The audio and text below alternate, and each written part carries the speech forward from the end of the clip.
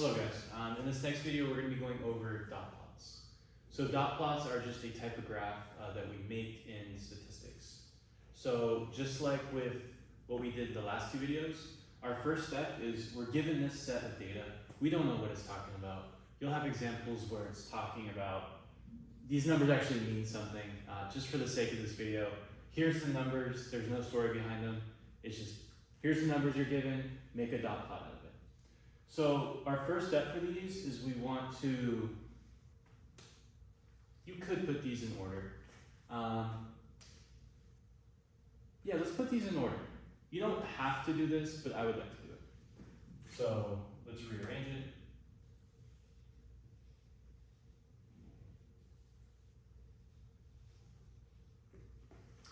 So we have, I'm just gonna kind of do this in silence. You guys heard me do it 2 videos ago.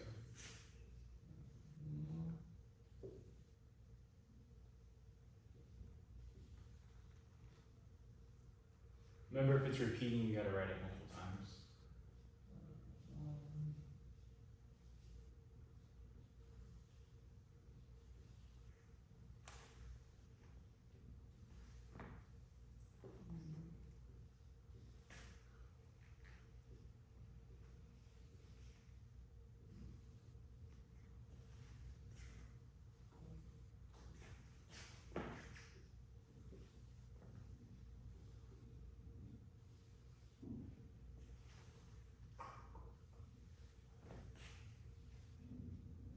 All right, I'm just gonna count up the terms to make sure I did it right. 1, 2, 3.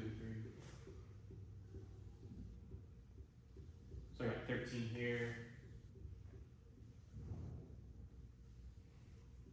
Perfect, I got it right. Okay, so now what you're gonna do is you're going to make a graph, just like a line, almost like we did when we were doing inequalities. And you're gonna start with the lowest number here and end with the highest number. So we have 1 up to 5. So in between,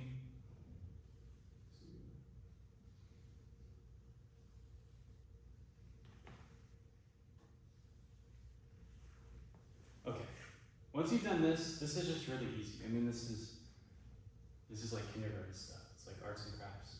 What you're gonna do is every time you see a number, you are going to put a dot above the number on the line. So we see a 1. I'm gonna kind of underline it just so I know I used it. So I'm gonna put a 1 here, or a dot here.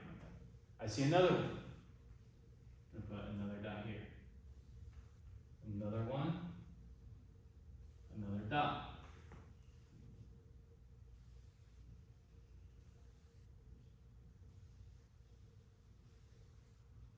Doesn't matter how big or small the dots are. There we go. 2, there's nothing there, but we still have to have it represented here. Let's go on to 3.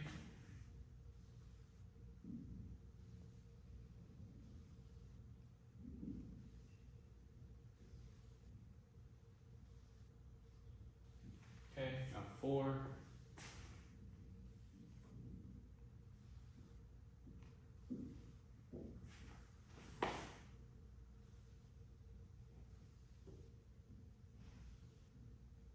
All right, and that's it. That's our dot plot. Very simple, but these are very useful. It's just kind of easier to see the frequency that things are occurring through a graph. So for example, from this, we could see that the mode is definitely 1 because 1 occurs 6 times, whereas the other ones occur less. Yeah, just a lot of things we can do with this, but it should be pretty simple.